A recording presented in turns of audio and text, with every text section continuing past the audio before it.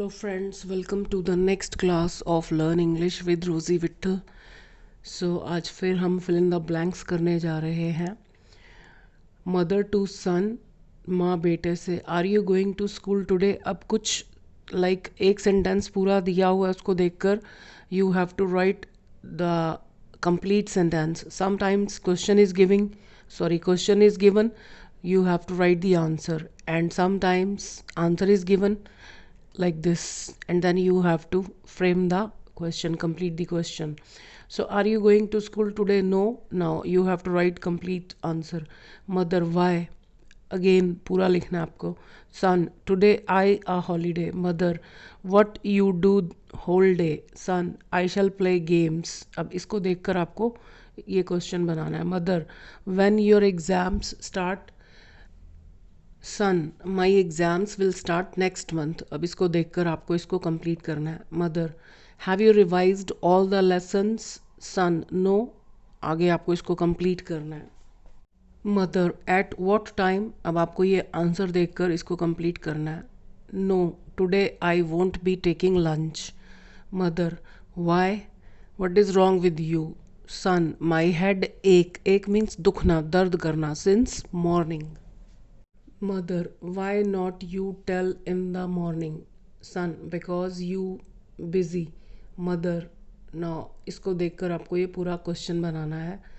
No, I haven't taken any medicine. Mother, why? You always show carelessness in the matter your health. Son, it minor problem, a minor problem, छोटी सी problem. Mother, where? Son, I'm going to park to play cricket. Mother, after how much time?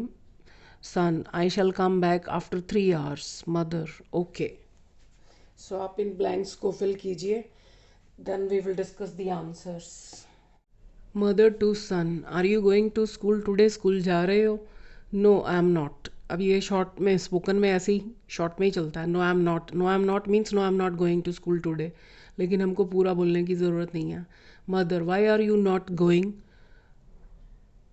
Sun, today I have a holiday. आज मेरी छुट्टी है. Mother, what will you do the whole day? Whole से पहले the आता है हमेशा. तुम सारा दिन क्या करोगे? I shall play games. Son. Mother, when will your exams start? My exams will start next month. अगले महीने शुरू होंगे. Mother, have you revised all the lessons? क्या तुमने सारे लेसन्स रिवाइज कर लिए हैं? यहाँ पर अक्सर कंफ्यूज हो जाते हैं हम कि डिड लगाएं या हैव लगाएं. जब भी आप किसी क्वेश्चन में हैव लगाते हो तो उसका संबंध जिस समय हम बोल रहे हैं उस समय तक से हो जाता है. तो क्या तुमने लेसन रिवाइज कर लिए हैं, यानी आज की डेट तक अभी तक किए हैं कि नहीं किए हैं. So have you revised all the lessons? No, I haven't. ये भी शॉर्ट आंसर है. Mother, at what time will you take lunch? कितने बजे लंच करोगे? अब हम क्या करते हैं गलती, at what time will you take the lunch. Lunch dinner से पहले द तभी लगता है जब आप उसके बारे में बता रहे हैं कौन सा लंच कौन सा डिनर. योर लगा सकते हैं, when will you take your lunch और when will you take lunch. अब कुछ स्टूडेंट्स को मैंने देखा ये लिखने के बाद सिंपल सेंटेंस लिख देते हैं. WH फैमिली का रूल है कि जब तक आपके पास सब्जेक्ट है और आप क्वेश्चन पूछ रहे हैं तो आपको सेंटेंस क्वेश्चन की फॉर्म में ही लिखना चाहिए. सिंपल फॉर्म में हम मजबूरी में लिखते हैं कि जब हमारा सब्जेक्ट ही गायब होता है उसी के बारे में पूछा जा रहा है. तो लेकिन यहाँ सब्जेक्ट के बारे में नहीं पूछा जा रहा तो ये क्वेश्चन होगा. At what time will you take lunch? Son, no, today I won't be taking lunch. अब मदर ने सिंपल फ्यूचर में पूछा और ये फ्यूचर कॉन्टीन्यूस में आंसर आ रहा है. क्यों? मदर को नहीं पता उसकी क्या प्लानिंग है, लेकिन उसको पता है, उसने सुबह से ही डिसाइड कर रखा है कि मुझे लंच नहीं लेना. तो जब हम कोई फ्यूचर की ऐसी बात करते हैं जो हमने उस समय सोचकर डिसाइड नहीं करनी, पहले से ही डिसाइडेड है, तो we use future continuous tense, भले ही क्वेश्चन सिंपल फ्यूचर में पूछा गया हो. सो आज तो मैं लंच करूँगा नहीं. Today I won't be taking lunch. Mother, why? What is wrong with you? क्या प्रॉब्लम है तुम्हें? Son, my head has been aching since morning. अब यहाँ पर हम क्या गलती करते हैं, is am are, my head is aching. Since morning जब टाइम दिया हो कि काम कब से हो रहा है तो वो परफेक्ट कॉन्टीन्यूस होता है. So my head has been aching since morning, मेरा सिर सुबह से दुख रहा है. Mother, why didn't you tell me in the morning? अब हमने यहाँ हैव नहीं लगाया क्योंकि वो मॉर्निंग की बात कर रही हैं तो जो पास्ट हो चुका. So why didn't you tell me in the morning, सुबह क्यों नहीं बताया। नॉट आप बाहर भी लगा सकते हैं हेल्पिंग वर्ब के बाद या फिर सब्जेक्ट के बाद, यानी सब्जेक्ट से फ़ौरन पहले या सब्जेक्ट के फ़ौरन बाद। अगर हम एक नेगेटिव क्वेश्चन पूछ रहे हैं, अच्छा यही रहता है कि बाहर ही लगा दिया जाए। बाहर जब भी लगाओगे तो वो शॉर्ट फॉर्म में आएगा, नॉट पूरा नहीं लिखा जाता।